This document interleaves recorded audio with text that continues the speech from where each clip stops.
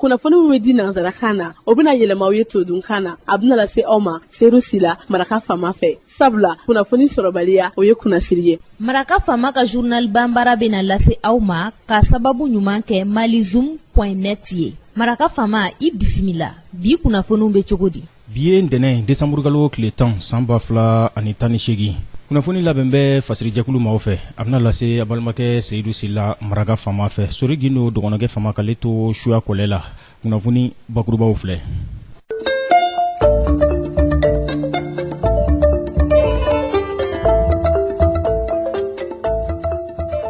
nanzara jamanaw faralen ɲɔgɔn kan o tɔnba union européenne a ko a ka baaraɲɔgɔnya a bɛna o ji don kosɛbɛ ani mali ni ɲɔgɔn cɛ ni o bɛ yɛlɛmaw kofɔ baarabolo siraw la mun bɛ lakanda ani maracogo ɲuman sabatili a bɛ o kofɔ jamana kɔnɔna na.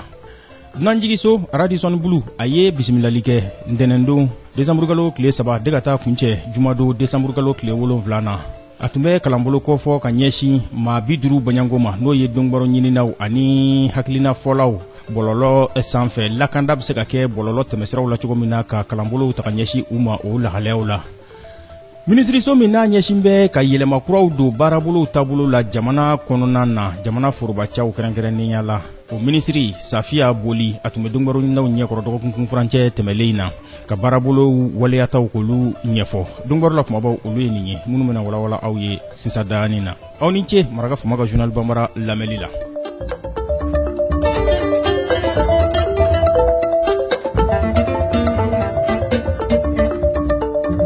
an bɔra ko de fɔ sisan dani na nanzara jamanaw faralen ɲɔgɔn kan o kuluba union européenne a ko baaraɲɔgɔnya a bɛn'o jidi ani mali ni ɲɔgɔn cɛ a bɛɛ baarabolo waleyali ko fɔ ni o bɛ i ka dɔn ka fɔ ka sira kuraw k'olu sigi sen kan mun bɛ lakanda sabatili a bɛ o ko fɔ maracogo jidili ɲuman o bɛ se ka waleya cogo min na jamanadenw ka mamɔgɔnya siraw u bɛ se k'olu sɔrɔ nɔgɔya la cogo min na nin kɔni ye dɛmɛ ye dɛmɛ min n'ale bɛna kɛ farankan de ye ka sababu kɛ a bɛ t'i jɔ euro wari o miliyɔn 50 bɔɲango la CFA la o bunatigɛ ka ca kosɛbɛ a ko a bolonɔbila a kɛra kunungo nanzara jamanaw ka tɔnba in union européenne olu ka maa min bɛ n'u ko ma ko commissaire européen a kɛra o de fɛ mun ɲɛsin bɛ u ni jamana wɛrɛ cɛ baara ma Neven Mimika ni minisiri min ɲɛsin bɛ mali ani jamana wɛrɛ cɛ baara ma Kamisa Kamara a kɛra Nouakchott Mauritanienkaw fɛ ɲɔgɔnna jɛrɛ belebele ɲɛkɔrɔ n'u ko ma conférence de coordination des partenaires et des bailleurs du G5 Sahel.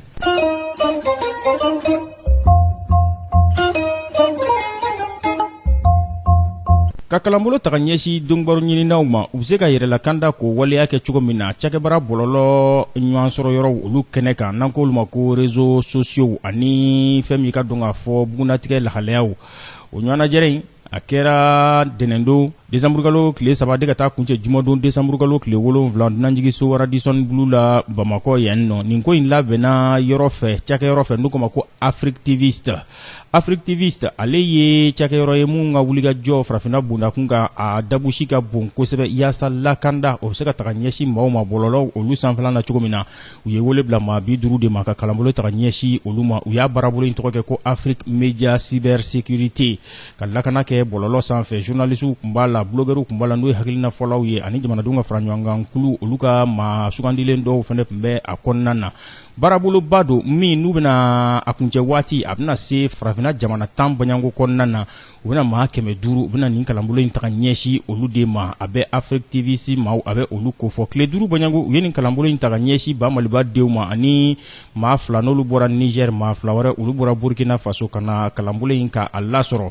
fɛn min ka dɔn k'a fɔ menace numérique n'o ye gɛlɛya minnu lakanabaliya minnu bɛ bɔlɔlɔ sanfɛ ani i yɛrɛ bugunatigɛ lahalayaw i bɛ se ka olu don i nagakɔrɔ cogo min na maa wɛrɛ kana olu ye n'i ye fɛn yɛrɛ jɔsi ka bɔ mansin kɔnɔ i bɛ tila ka o lasɔrɔ cogo di o n'a ɲɔgɔnnaw u y'olu kalanbolow de taga ɲɛsin u ma u yɛrɛ ka karamɔgɔ n'o ye Cheikh Fali ye ka bɔ Senegalikaw fɛ yen ale yɛrɛ de ye Afrique TVC o denfa ye a ko laɲini tɛ dɔwɛrɛ maaw bɛ se ka lakanda bɔlɔlɔ sanfɛ cogo min na ko k'a sababu kɛ ko bɔlɔlɔ lahalayaw a gɛlɛyan bɛ kosɛbɛ lakanabaliya o siratigɛ fɛ wa fɛn min ye ka dɔn k'a fɔ Afrique TVC a karamɔgɔ dɔ ye n'o ye Pape Ismaël Dieng ale fana ye Senegali jamanaden ye ale ko blogueur ni journaliste u bɛ ɲɔgɔn dafa de kɛlɛkɛɲɔgɔnw tɛ k'a sababu kɛ a bɛɛ lajɛlen ka laɲini ye kunnafoni dili de u kan ka baara kɛ ɲɔgɔn fɛ yaasa kunnafoni sanuma o bɛ se ka lasɔrɔ cogo min na maa min bɛ yen n'ale ye kɔnɔwari jamanaden ye n'ale fana ye karamɔgɔ ye Afrique TVC o kɔnɔna na n'o ye Siriyak Gogu ye ale ko maa si tɛ maa si lakana dɛ, bɛɛ lajɛlen yɛrɛ de b'i ka lakana fɛɛrɛ sigi fɔlɔ yanni i ka se lakana minɛnw ma. Ko kosɔn janton yɛrɛ la ko de kɔrɔ ka girin nin ko la kosɛbɛ kosɛbɛ. Wa ko kun cɛra ni sigi ka baro ye, sigi ka baro min n'u y'o kɛ bɔlɔlɔ o lahalayaw kan. Fɛn min ka dɔn ka fɔ o kɛnɛ kan Martin Faye n'ale ye studio tamani o ɲɛminɛ ye Fondation Hirondelle ka nɔbilama dɔnnibaaw ɲinina don ale tun b'a kɛnɛ kan. Fidel Gindu ale Afrique TV ma ye, ale tun bɛ Zara Maïna Kader ale ye Niger ɲɛminɛ dɔ ye u ka laselinkɛso dɔ la n'o y'u ka radio national ye. Fo ka taa se Alfuseni Touré ma ale directeur jamana Tombouctou ye coordinateur fɛnɛ don Urtel Tombouctou o tɔgɔ la. Olu ye a ko kuncɛ ni ka dɔn ka fɔ jɔnjɔn o dili ye a kalanbolo sɔrɔbaaw ma.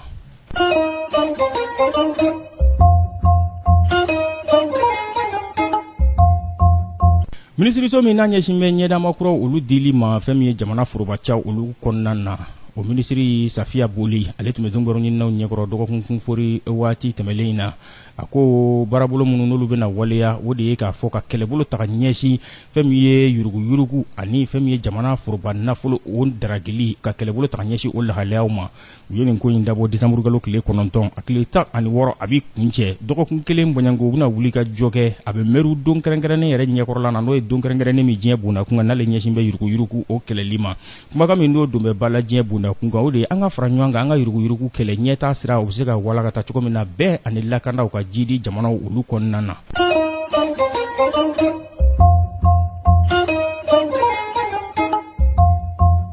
Niger fangamarabaaw u ye yamaruyali kɛ k'a fɔ datuguli ka kɛ ka ɲɛsin u ka nɛgɛjurusoba dɔ ma jamana kɔnɔna na nɛgɛjuruso min n'ale fanga ka bon kosɛbɛ kosɛbɛ u k'ale ma ko RTL Niger ko k'a datugu ko k'a sababu kɛ k'u ma salenw sara a saracogo la. Nin kunnafoni in fɔra sibiridonya tɛmɛlen kɛra jamana fangamarabaaw fɛ. Diɲɛ ka bɛnkan tungalata o lahalaya kan Nations Unies u ka ɲɛminɛya hukumu kɔnɔna na o bolonɔbila sɛbɛn o kɛra bi tile guwa in na. A kɛra ɲɔgɔnna jɛrɛ senfɛ Marrakech o bɛ Maroc jamana o bɛ o kofɔ k'a fɔ an ka jɛ ka bolonɔbila kɛ bɛnkan sɛbɛnna jamanaw bɛɛ lajɛlen a bɛ jamana 150 bɔɲanko kofɔ yaasa fɛɛrɛw bɛ se ka sɔrɔ cogo min na tungalata lahalayaw la. Tungalata ka kɛ jɛlenya sira kan, a ka kɛ bɛnkan sira kan, a ka kɛ kanda sira kan mun b'a to maaw ni bɛ kisi minnu n'olu bɛ sa ji sanfɛlaw na ani cɛncɛnfugaw sanfɛlaw na. U y'o bolonɔbila sɛbɛn in de kɛ bidonya in na Marrakech. Nations Unies ka ɲɔgɔnna jɛrɛba kɛnɛ kan nka jamana dɔw ye yɛrɛminɛ kɛ olu ma sɔn ka y'a kɛnɛ kan dɛ. Jamana 193 olu de tun kan ka ɲɔgɔn sɔrɔ yen.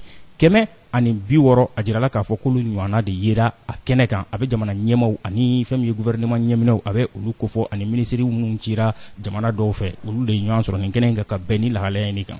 Nin bɛ dan sigi bi laseliw la min labɛnna fasiri jɛkulu maaw fɛ k'a lase a balimakɛ Seydou Sila Maraka fama fɛ. Sori Gindo dɔgɔnɔkɛ fama k'ale to suya kɔlɛ la. Ni ala m'an ka jɔnya jɔna sini an na ɲɔgɔn sɔrɔ yan waati kelen radioso kelen ka kunnafoni kuraw k'olu lase aw ma. N'a b'a fɛ ka segin ka Maraka fama ka journal Bamara lamɛn a bɛ taa malizoom.net ale sanfɛ cakɛbara bɔlɔlɔ kunnafoni disira don n'a ka d'aw ye www.malizoom.net aw na Maraka fama ka kunnafoniw ka laselibaw a n'a ka jatara tɔw an n'a bɛɛ lajɛlen ye mun dɔrɔn o ye k'aw fo k'aw waleɲuman dɔn aw ka kanuya kurali la ka ɲɛsin anw lamɛnli a n'an filɛli ma malizoom.net ale sanfɛ. Aw k'an bɛɛ sini ni Alahu subhanahu wa taala n'a sɔnna ma dɛ. Maraka fama ka bi journal Bambara lasera aw ma ka sababu ɲuman kɛ malizoom.net ye.